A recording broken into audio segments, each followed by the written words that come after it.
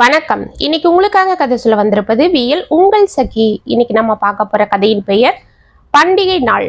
கதைக்குள்ள போலாமா? கார் அந்த ஹைவேஸில் விற்றென சென்று கொண்டிருந்தது.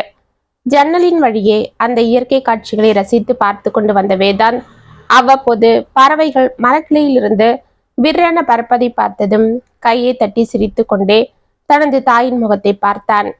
அவளது உற்சாகத்தை பார்த்து சந்தியாவும் அருகில் இருக்கும் தனது கணவன் சந்தோஷை பார்த்து சிரித்தாள். என்னங்க, நம்ம வேதாந்த் குட்டி இவ்வளவு சந்தோஷமா இருந்து நான் இப்பதாங்க பாக்குறேன். அவனுக்கு இந்த நேச்சுரல் சீனரிஸ் எல்லாம் ரொம்ப பிடிச்சு போச்சுன்னு நினைக்கிறேன் என்று தனது மகனின் நெற்றியில் முத்தம் கொடுத்தாள். பின்ன ஆஸ்திரேலியால அந்த அபார்ட்மெண்ட்லயே அடங்கி கடந்தவனுக்கு இப்படி ஒரு இடத்த பார்த்ததும் பிடிக்காதா? அதுவும் இல்லாம இது அவனோட பூர்வீக பூமியாச்சே என்று சிரித்தான் சந்தோஷ். போதும், விட்டா அப்படியே ஆரம்பிச்சிடுவீங்களே, பூர்வீக பூமி, எங்க பரம்பரை மண்ணு கல்லுன்னு என்று சினுங்கினாள். இருக்கிறதானே சொன்னேன். இன்னைக்கு நான் படிச்சுட்டு ஃபாரின்ல போய் வேலை பார்த்து குடும்பத்தோட அங்க செட்டில் ஆனாலும் நான் இந்த மதுரையை சேர்ந்தவன் தான். எங்க முன்னோர்கள் விவசாயம் பார்த்தவங்க தான். போதும் உங்க குல பெருமை. ஆமா, என்ன பண்டிகைன்னு உங்க அப்பா நம்மளெல்லாம் வர சொல்லி இவ்வளோ அமக்கலம் பண்றாரு? அதுதான் எனக்கும் தெரியல சந்தியா. நானும் எவ்வளவோ கேட்டு பார்த்துட்டேன். நீ வாடா அப்புறம் சொல்றேன்னு சொல்றாரே தவிர வேற எதுவும் சொல்ல மாட்டேன்றாரு.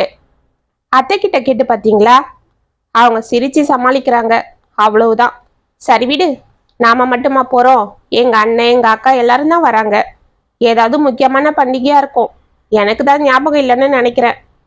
சரிங்க, இப்ப நேரம் அங்க போக வேண்டாம். பின்ன மதுரையில இருக்கிற எங்க பெரியப்பா பொண்ணு, அதுதாங்க எங்க அக்ஷயா அக்கா வீட்டுக்கு போவோம். ஏன் சந்தியா? நமக்காக அம்மா அப்பா அப்புறம் எல்லாரும் காத்துட்டு இருப்பாங்களே.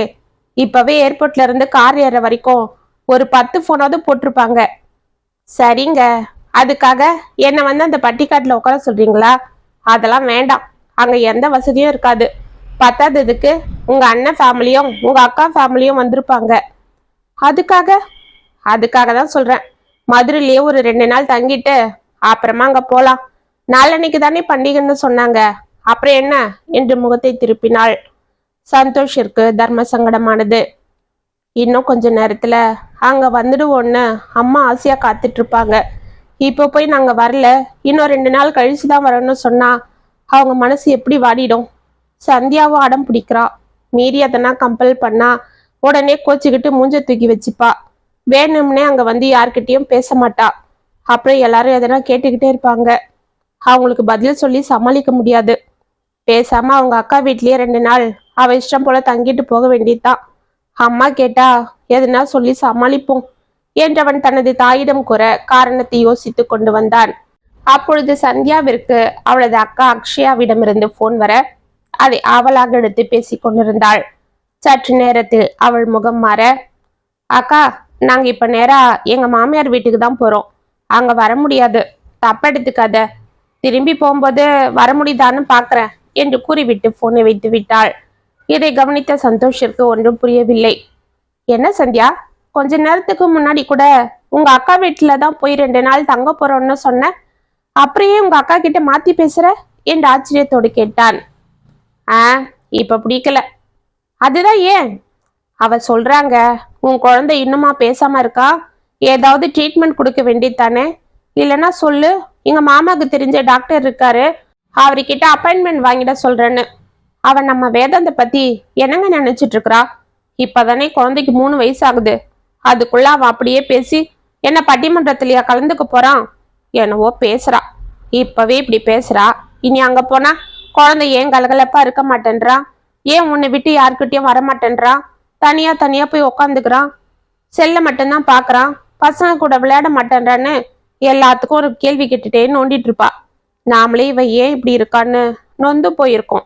இனி அவ அதுல வெந்நீர் கொட்டுறது போல பேசுவா. வேண்டாங்க, நம்ம கிராமத்துக்கே போயிடுவோம். அத்தை கிட்ட எதுவும் சொல்லாதீங்க என்று தனது மகனை அணைத்து கொண்டாள் சந்தியா. சந்தோஷிற்கு உற்சாகம் பொங்கியது. இருந்தாலும் தனது அன்பு மகனை அக்ஷயா அப்படி கூறியதற்கு சந்தியா மனதிற்குள் படும் வேதனையும் அறிந்து அமைதியாக இருந்தார். கார் வந்து வாசலில் நின்றதும் வாசலில் விளையாடி கொண்டிருந்த பிள்ளைகள் அனைவரும் கூச்சலிட, பாட்டி, தாத்தா, அத்தை, மாமா, வேதாந்த் எல்லாரும் வந்துட்டாங்க, என்று ஒரு பிள்ளை கத்த, ஆமா தாத்தா, சித்தப்பாவும் சித்தியும் நம்ம வேதாந்த் குட்டிய தூக்கிட்டு வந்திருக்காங்க என்று ஒரு சிறுமியின் குரல் உற்சாகத்தோடு கூறியது.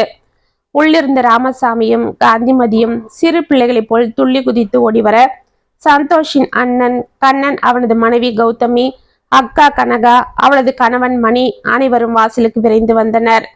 வாங்க வாங்க என்று அனைவரும் உற்சாகத்தோடு அவர்களை அழைத்து கொண்டு ஓடி வர, சித்தப்பா, வேதாந்த என்கிட்ட கொடுங்க, மாமா அவனை என்கிட்ட கொடுங்க என்று பிள்ளைகள் வேதாந்தை பிடித்து இழுத்தனர். வேதாந்த் அவர்களை ஆச்சரியத்தோடு பார்த்து கொண்டே தனது தந்தையை கட்டி கொண்டான். இதற்குள் சந்தியா வேதாந்தை சந்தோஷிடமிருந்து வாங்கி கொண்டு, அவன் கொஞ்சம் டயர்டா இருக்கான்ப்பா, அப்புறமா அவங்க கூட விளையாடுவான் என்று சமாளித்தாள். இதற்குள் அவர்கள் அருகில் வந்த ராமசாமியும் காந்திமதியும் அவர்களை பார்த்து பூரித்து போயினர். பாப்பா சந்தோஷ் என்று காந்திமதி தனது மகனை அணைத்து கொள்ள, சந்தோஷிற்கு கண்கள் கலங்கியது. பாமா எப்படிமா இருக்கிற என்று கேட்டுக்கொண்டே தனது மருமகளின் கையில் இருந்த பெட்டியை வாங்கி கொண்டார் ராமசாமி. நாங்க நல்லா இருக்கோம் மாமா, நீங்களா எப்படி இருக்கீங்க என்றாள் சந்தியா. எங்களுக்கு என்ன கண்ணு, நாங்க நல்லா இருக்கோம். ஏ சின்ன ராசா, வாடா வாடா என்றவர் ஆசையாக கையை நீட்ட, வேதாந்த் ஒரு தரம் அவரை திரும்பி பார்த்துவிட்டு மீண்டும் தனது தாயின் தோளில் முகத்தை புதைத்து கொண்டான். இதற்குள், ஏய் சந்தோஷ், வாடா, வாமா சந்தியா என்று அழைத்து கொண்டு கண்ணன் அருகில் வர, அவன் பின்னால் மற்றவர்களும் வந்தனர். ஆளுக்கு ஒரு பேக் எடுத்துக்கொண்டு அவர்களை உள்ளே அழைத்து சென்றனர். பொதுவாக அனைவரும் பேசிக்கொண்டு ஒருவருக்கொருவர் நலம் விசாரித்துக் கொள்ள, காந்திமதியும் அவளது மூத்த மகள் கனகாவும் அனைவருக்கும் உணவு பரிமாறினர். அனைவரும் சாப்பிட்டு முடித்து திண்ணையில் அமர, சந்தோஷ் பிள்ளைகளுக்கு வாங்கி வந்த துணிகள், சாக்லேட், பிஸ்கெட்டுகளை எடுத்து கொடுத்தான். அவர்களுக்கு சந்தோஷம் பொங்க சந்தோஷிற்கு தேங்க்ஸ் சொல்லி முத்தம் கொடுத்து விட்டு வெளியே விளையாட ஓடினர். பின்னர் பெரியவர்கள் அனைவருக்கும் வாங்கி வந்தவைகளை எடுத்து கொடுத்தான் சந்தோஷ். எதுக்கு பைப்பை இவ்வளவுலாம் செலவு பண்ணிக்கிட்டு, எங்களுக்கு எதுக்கு, பசங்களுக்கு மட்டும் வாங்கி வந்திருக்க கூடாது என்று சிரித்தாள் காந்திமதி. அட, பிள்ளைங்க ஏதோ ஆசையா வாங்கி வந்திருக்குங்க, அதை போய் எதனா சொல்லிக்கிட்டு பேசாம இரு காந்திமதி என்ற ராமசாமி பணியால் கந்தனை அழைத்து அனைவருக்கும் இளநீர் கொண்டு வரும்படி கூறி அனுப்பினார்.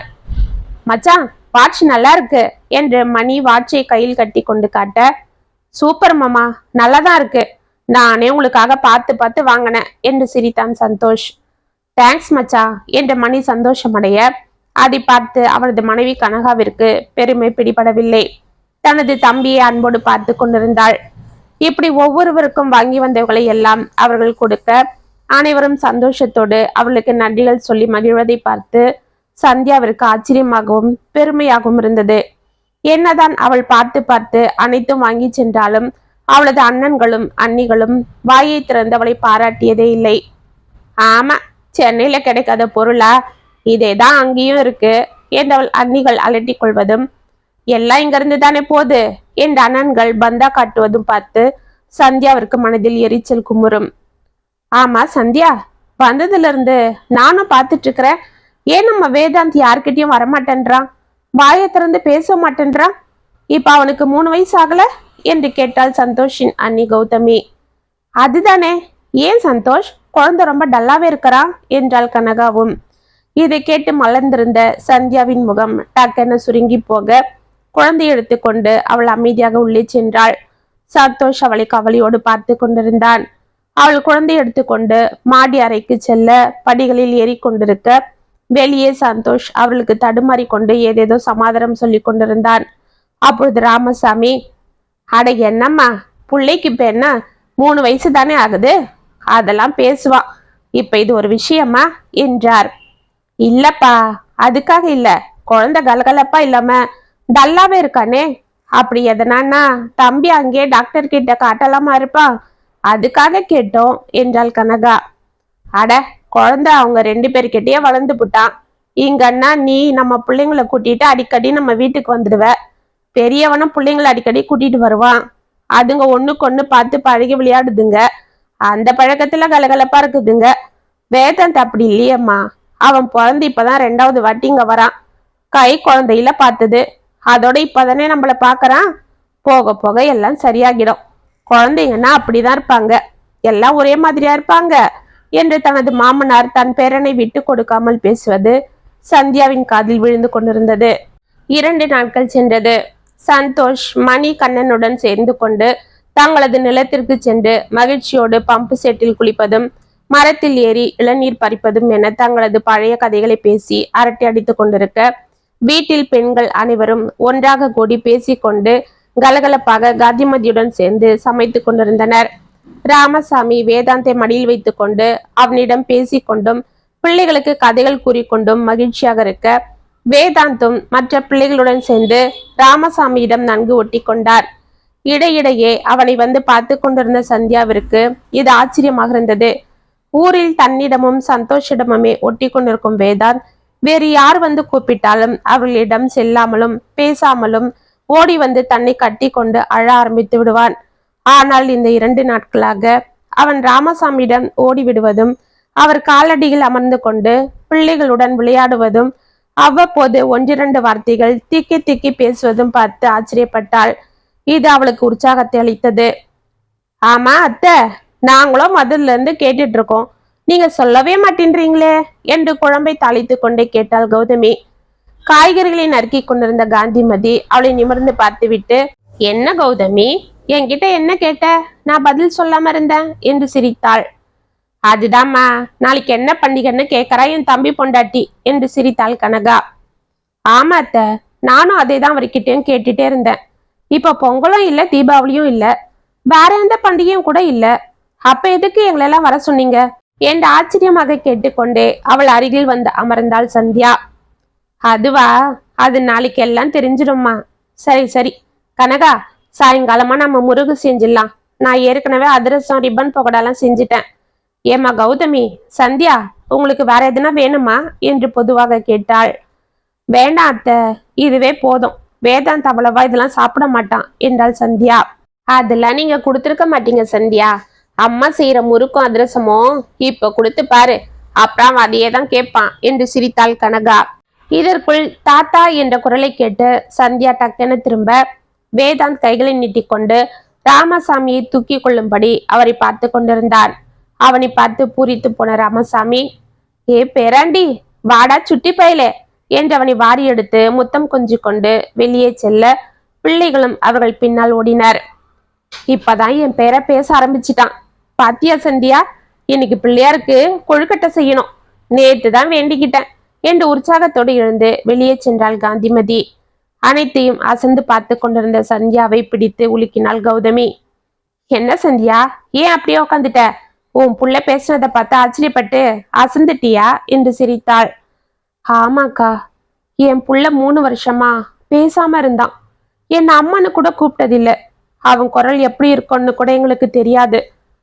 ஒன்னு கத்துவானே தவிர அது கூட ரொம்ப கத்த மாட்டான். அவன் இப்படி உம்முன்னு வித்தியாசமா இருக்கிறத பார்த்து பாக்குறவங்க எல்லாரும் அவனை டாக்டர் கிட்ட காட்டக்கூடாதா, அவனுக்கு பேச்சு வராதான்னு கேட்கும் போதெல்லாம் என் மனசு துடிச்சிடும். ஆனா இங்க வந்து இந்த 2 நாள்ல அவன் இப்படி மாமா கிட்டயும் பசங்க கிட்டயும் நல்லா ஒட்டிக்கிட்டான். இன்னைக்கு அவன் தாத்தான்னு கூப்பிட்டான் பாருங்க என்று கண்களை துடைத்து கொண்டாள். ஏய், என்னம்மா இது, இதுக்கு போய் ஏன் கண்கலங்கிக்கிட்டு என்று அவள் அருகில் வந்து அமர்ந்த கனகா.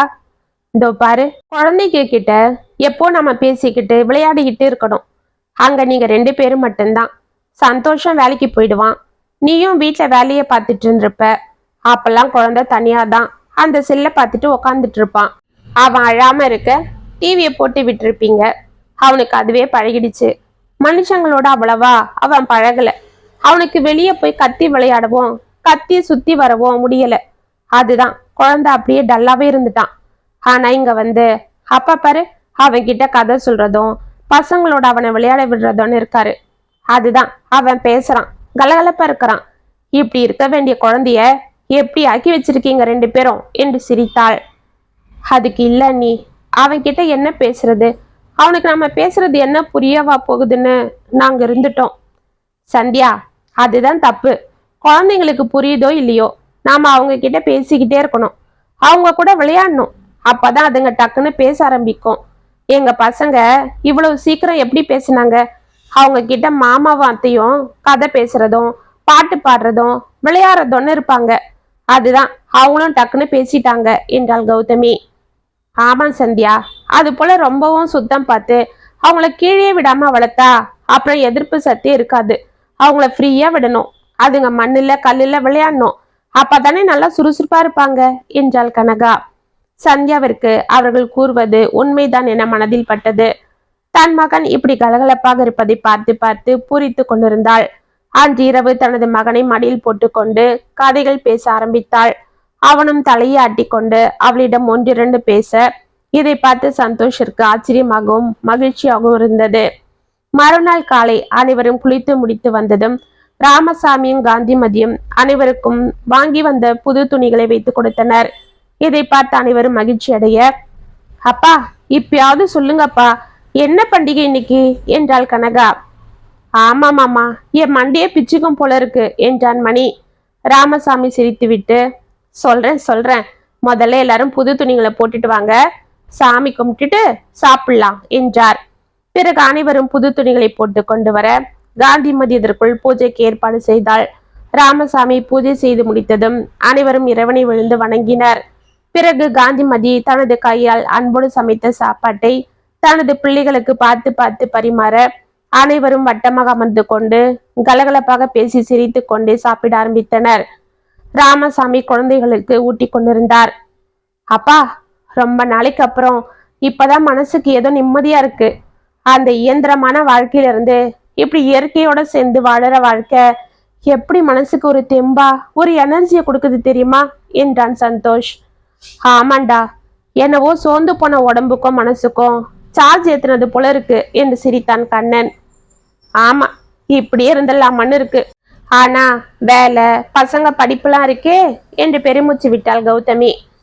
அதுவும் சரிதான், நாம் அதையும் பார்க்கணும். ஆனா இனிமே வருஷத்துக்கு ஒரு வாட்டி இப்படி வந்து ஒரு 10 நாள் இருந்துட்டு தான் போகணும். இல்ல 1 மாசம் இருந்துட்டு போகணும் என்றாள் சந்தியா. சந்தியா, நீயா பேசுற என்று சிரித்தான் சந்தோஷ். ஆமாங்க, எனக்கு முதல்ல இந்த கிராமத்துக்கு வரணுமா, இங்க என்ன இருக்குன்னு யோசிச்சேன். ஆனா இங்கதாங்க எல்லாமே இருக்கு. மனுஷன் உயிரோட்டமா இருக்கிற இடமே இதுதாங்க என்றாள். பரவாயில்லையே, தங்கச்சிக்கு நம்ம ஊர் பிடிச்சு போயிடுச்சு போல இருக்கு என்று சிரித்தான் மணி. ஆமாண்ணா, நீங்க கொடுத்து வச்சவங்க. இங்கே பக்கத்து ஊர்ல இருக்கீங்க, அடிக்கடி மாமாவையும் அத்தையும் வந்து பாத்துக்கிறீங்க. ஆமாம்மா, அதெல்லாம் எல்லாம் சரிதான். ஆனா இங்க வருமானம் தான் பத்தாம இருக்கு. அதுதான் என்ன செய்யறதுன்னே புரியல.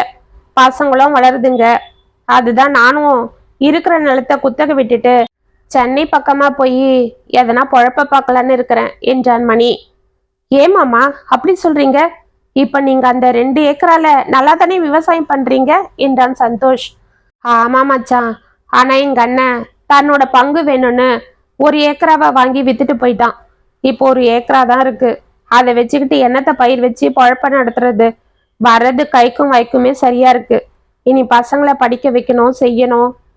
ஆமாண்டா, அவரு சொல்றதும் சரிதான் என்றாள் கனகா. மாமா, எனக்கு ஒரு ஐடியா தோணுது, சொல்லவா என்றான் கண்ணன். சொல்லு மச்சான். மாமா, பேசாம நான் 1 ஏக்கரா வாங்கி போடுறேன். ஏண்டா சந்தோஷ், முடிஞ்சா நீயும் 1 ஏக்கரா வாங்கி போடேண்டா. 2த்தையும் மாமாவே பார்த்துக்கிட்டோம். வர்ற லாபத்துல நமக்கு 4ல் 1 பங்கு கொடுத்தா போதும். மற்றத அவரே எடுத்துக்கிட்டோம். ஏன்னா அவங்க தான் எங்க அம்மா அப்பா பக்கத்துல இருக்காங்க, நாமளும் பக்கத்துல இல்லை. என்ன செய்யறது, நம்ம பொழப்பு அப்படி இருக்கு. இப்போதைக்கு வர முடியாது. ஆனா கண்டிப்பா நம்ம வயசானா இங்கதான் வந்து விழுந்து கிடப்போம். அப்ப நமக்கு இங்க சொத்து இருக்கணும். ஆமாண்ணா, சரியா சொன்னேன். அது போல மாமாக்கும் அந்த 1 ஏக்கரால வர வருமானம் பத்தாது. அவர் இதுக்கும் மேல வெளியூர் போய் அங்க செட்டில் ஆகுறது கஷ்டம். பசங்க படிப்பு பார்க்கணும். அதுக்காக நானும் இந்த ஐடியா ஒத்துக்கிறேன். 1 ஏக்கரா என்ன 2ஆவே வாங்கி போட்டுடுறேன். அப்புறம் கூட காசு சேர்த்து அனுப்புறேன். மாமா, முடிஞ்சா நல்ல இடமா பாருங்க, இங்கே வீடும் கட்டிடுவோம். அதுல நீங்களும் அம்மா அப்பாவும் இருந்துக்கலாம் என்றான் சந்தோஷ். இதை கேட்டு அனைவரும் பூரித்து போக ராமசாமி கண்கள் கலங்க தனது மனைவியை பார்த்தார். அவள் ஆனந்த கண்ணீரை தனது முந்தானையால் துடைத்து கொண்டாள். என்னங்க, பாத்தீங்களா என் தம்பிங்களை என்று சிரித்தாள் கனகா. மணிக்கு மகிழ்ச்சியில் வார்த்தைகள் வரவில்லை. சந்தோஷ் தம்பி, அப்படியே எனக்கும் ஒரு உதவி செய்யணும் என்று மெதுவாக கேட்டாள் கௌதமி. என்னக்கா, என்ன சொல்லுங்க என்றாள் சந்தியா. ஒன்னும் இல்லை சந்தியா, என் அக்கா பையன் +2ல நல்ல மார்க் எடுத்திருக்கான். அவனுக்கு இன்ஜினியரிங் காலேஜில் சீட் கிடைச்சிருக்கு. ஆனால் ஃபீஸு டொனேஷன்னு அவங்க சக்திக்கு மீறி கேட்குறாங்க. பேங்க்ல லோனுக்கு ஏற்பாடு பண்ணா அதுக்கு வட்டி அது இதுன்னு அவங்களால சமாளிக்க முடியுமான்னு யோசிக்கிறாங்க. அதுதான் உங்களுக்கு தெரிஞ்சவங்க கிட்ட சொல்லி கம்மியான வட்டிக்கு என்று இழுத்தாள் கௌதமி. அட என்ன நீ, வட்டிக்கெல்லாம் எதுக்கு? ஆஸ்திரேலியால நம்ம தமிழ் ஆளுங்க நிறைய பேர் இருக்காங்க. அவங்கெல்லாம் இப்படி நம்ம நாட்டு பசங்க படிப்புக்கு நிறைய உதவி செய்யறாங்க. நானும் அது போல நிறைய செஞ்சிருக்கேன். ஊருக்கு போனதும் அவங்க கிட்ட சொல்லி உங்க அக்கா பையன் படிப்புக்கு நான் ஏற்பாடு செய்யறேன். அவனை நல்ல காலேஜ்ல எந்த செலவும் இல்லாம படிக்க வைக்கலாம். அதுக்கு நான் வாக்கு கொடுக்கறேன் என்றான் சந்தோஷ். தம்பி, ரொம்ப தேங்க்ஸ்பா. இந்த உதவியை நாங்க எப்பவும் மறக்க மாட்டோம். எங்க அக்கா மாமா கிட்ட சொல்லி உங்ககிட்ட பேச சொல்றேன் என்றாள் கௌதமி உற்சாகமாக. அனைவரும் சந்தோஷத்தோடு சாப்பிட்டு கொண்டிருக்க அவர்கள் வயிறோடு சேர்ந்து மனதும் நிரம்பியது.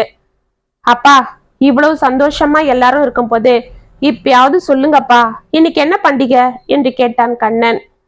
இதோ இதுதான்ப்பா பண்டிகை என்ற ராமசாமி. அனைவரும் ஒன்றும் புரியாமல் அவரை பார்த்தனர். ஆமாப்பா, இப்படி இத்தனை வருஷம் கழிச்சு ஒருத்தருக்கு ஒருத்தர் பார்த்துக்கிட்டு தங்களுக்குள்ள இருக்கிற மகிழ்ச்சியை பரிமாறிக்கிட்டு ஒருத்தருக்கு உதவிக்கிட்டு இப்படி மனசு குளிர உள்ளம் குளிர இருக்கமே, அதுதான்ப்பா பண்டிகை.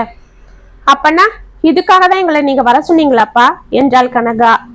ஆமாம்மா, வருஷம் ஒரு நாள் பொங்கல் தீபாவளின்னு கொண்டாடுறோம். அப்பெல்லாம் நீங்க ஒருத்தர் வருவீங்க, ஒருத்தர் வரமாட்டீங்க. கேட்டா வேலை அது இதுன்னு எதனா சொல்லுவீங்க. எங்களுக்கு ஏக்கமா இருக்கும்.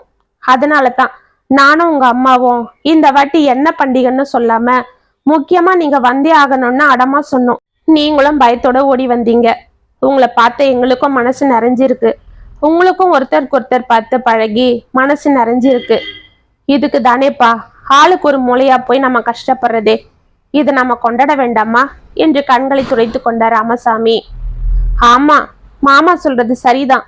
இனிமே வருஷம் ஒரு வாட்டி நம்ம இது போல எல்லாரும் சேர்ந்து இந்த பண்டிகையை கொண்டாடியே ஆகணும் என்றாள் சந்தியா. ஆமா ஆமா என்று அனைவரும் சிரித்து கொண்டே கூற பிள்ளைகளும் உற்சாகத்தோடு கையை தட்டினர். வேதாந்தம் அவர்கள் உற்சாகத்தை பார்த்து கையை தட்டி கொண்டு கலகலவென சிரித்தான். அவனை பார்த்த அனைவரும் ஆச்சரியத்தோடு மகிழ்ந்தனர். இந்த பண்டிகை நாள் அவர்கள் வாழ்க்கையில் உண்மையாகவே ஒரு நல்ல பண்டிகை நாளாக பதிந்தது. பண்டிகை நாள் கதை முற்றும். உங்களுக்காக நான் எழுதின இந்த கதை உங்களுக்கு பிடிச்சிருந்தா கமெண்ட்ஸ்ல சொல்லுங்க, லைக் பண்ணுங்க, ஷேர் பண்ணுங்க, மறக்காம சப்ஸ்கிரைப் பண்ணிக்கோங்க. மீண்டும் நாளைக்கு வேற ஒரு சுவாரஸ்யமான கதையோடு உங்களை சந்திக்கிறேன். அது வரைக்கும் இணைப்பிலே இருங்க. இப்படி கிவியல் உங்கள் சகி.